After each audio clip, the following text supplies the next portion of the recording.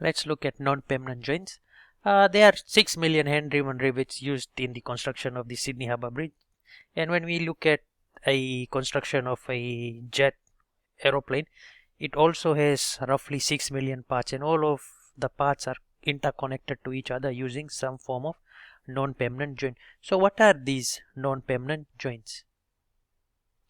Fasteners and joint choice are some of the most important design features that you will need to consider when you're creating a piece. There are many types of fasteners available to us. These include nuts and bolts, rivets, cap screws, pop rivets, pins, adhesives, as well as welds. And designing joints well can make a design cheaper and more efficient in carrying the load. So what we have is we've got screws,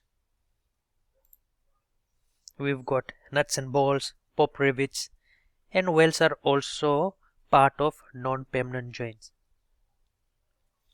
So let's look at some basic screw terminologies. Pitch. It is the distance between adjacent thread forms measured parallel to the thread axis. So what happens is it says between adjacent thread forms. So if we consider this as our point, then the adjacent thread form would be here. So the distance between these two is called the pitch. Major diameter, the largest diameter of the screw thread. So when you look at this, it is the largest diameter of that particular screw. Minor diameter, it is the smallest diameter of the screw thread, normally called DR or maybe D1, and it is measured in the trough of the thread profile itself. Lead, which is not shown in the diagram, is basically the distance that the nut moves parallel to the screw axis when the nut makes a single complete rotation. So what happens is, again the same principle applies to threads as well. So let's consider if this thread makes one complete turn. So what we have here in this diagram is pitch is shown. So once this makes one complete turn, the maximum distance that it will travel is basically equal to your pitch. So therefore your lead is same as your pitch depending on the thread type. For example, if it's a single thread, then it is same, then double thread and triple thread. So we'll make that calculation a little bit later. So now let's look at mechanics of a power screw. So the reason why we're looking at power screw is because, for instance, looking at a car jack and then hydraulic machines, some of these hydraulic machines, they transfer motion and then they work on the principle of thread. So these use power screws or power threads. So we need to know how to calculate some fundamental quantities such as the efficiency, such as the power, and so on.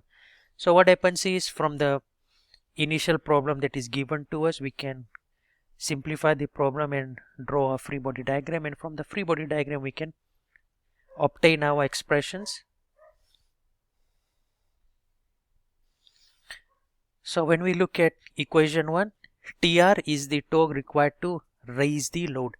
So TR is simply FDM divided by 2 into L plus pi FDM divided by pi DM minus FL.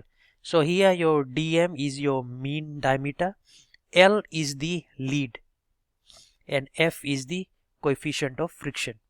So once more, L is the lead and F is the coefficient of friction. So equation 1 is used to find the torque required to raise the load. And what we do is we can use equation 2 calculate the torque required to lower the load. So what happens is, equation 1 and equation 2 are equally important. So equation 1 for finding the torque required to raise the load, and equation 2 to find the torque required to lower the load. Now what happens is, when we look at equation 2, equation 2 is very important in the sense that your torque required to raise the load is always going to be positive. But when we look at equation 2, when we look at the numerator over here, what could happen is, if the lead is too large, then pi FDM minus your lead will yield a negative value. Or if your coefficient of friction is too small, again the numerator will lead to a negative value. So whenever your lowering torque is negative, it constitutes a different type of a condition. So what we do is, if your lowering torque is negative, we say that the screw is not self-locking. So what happens is, here we come up with the condition a screw is considered self-locking if the required lowering torque is positive.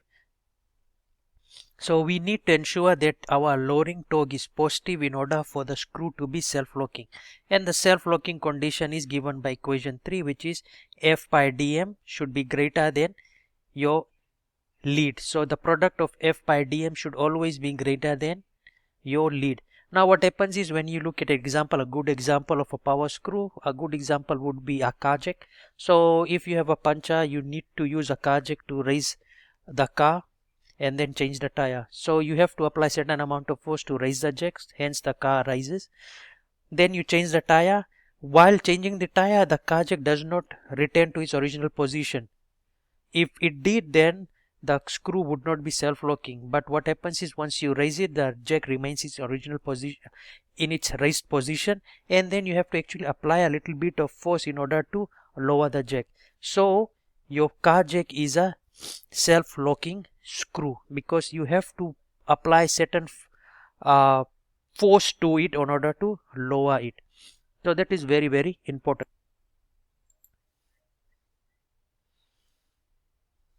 Now what we can do is, we can also calculate the efficiency of the power screw. So the first thing that we do is, in equation 1, when we said that your coefficient of friction is 0, what happens is we are simply able to obtain equation 4. So in equation 1, if we say that your coefficient of friction is 0, so this and that term simply disappears. So you are only left with F dm L divided by 2 pi dm. Dm cancels out and you get equation 4. So T naught is calculated based on your coefficient of friction being 0. So you get FL over 2 pi. Again, this is your lead. And then your efficiency is nothing but T naught over TR. So substituting for T naught, FL divided by 2 pi. TR is again the torque required to raise the load. And sometimes what we do is, we use collars on bolts as well, so they save up papers. And what happens is, in terms of power screw, what happens is, if we use a collar, it again adds a torque component, and this torque component is simply given by this expression. So your TC, it is torque due to the collar or due to the collar effect, is simply given as FC DC divided by 2. Capital F is again the force acting on the power screw itself. FC is the coefficient of friction of the collar, and DC is the mean diameter of the collar, which is simply given as the maximum diameter of the collar minus the minimum diameter of the collar divided by 2, and this expression is then divided by 2. We'll look at this collar effect when we look at our example a little bit later. So now what we do is, we look at example 1. What we have is, a square threaded power screw has a major diameter of 32 mm and a pitch of 4 mm with double threads. The given data include that the coefficient of friction for the thread and the coefficient of friction of the collar is given as 0.08. The diameter of the collar is given as 40 mm and the force acting is given as 6.4 kilonewton. Again, since DC is given, so we are looking at collar effect. So we'll have our thread component added to our torque formula. You are required to find the thread depth, thread width, minor diameter, mean diameter, the lead, find the torque required to raise the load, and finally the efficiency.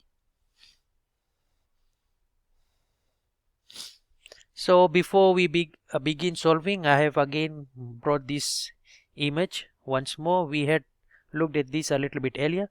So what happens is, the thread depth. So when you look at this image over here, the thread depth is here, and the thread depth is simply given as pitch divided by 2. So a pitch was given as 4, so 4 divided by 2, we get 2 mm. The thread width, this is your thread width here, from there to there, and you know that this is your pitch from that point to this point, and you see that the gap between the threads is given as P over 2. So obviously this distance over here is also P over 2. So your thread width is again P over 2. So 4 divided by 2 is 2 mm. Your minor diameter is basically your major diameter which was given as 32 minus the pitch. So 32 minus 4 is 28.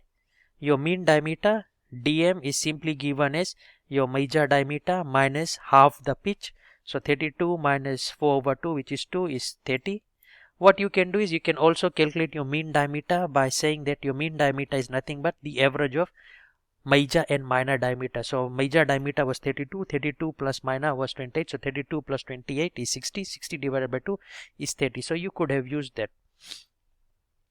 Area, I mentioned that your lead is same as your pitch if you are given a single thread, because lead as defined area is basically the distance that the thread moves or travels when you make one complete turn of the screw. So in this case it is pitch, but since we given a double thread, so your lead is nothing but n times p, and n is double thread, so 2 times 4 is 8 mm.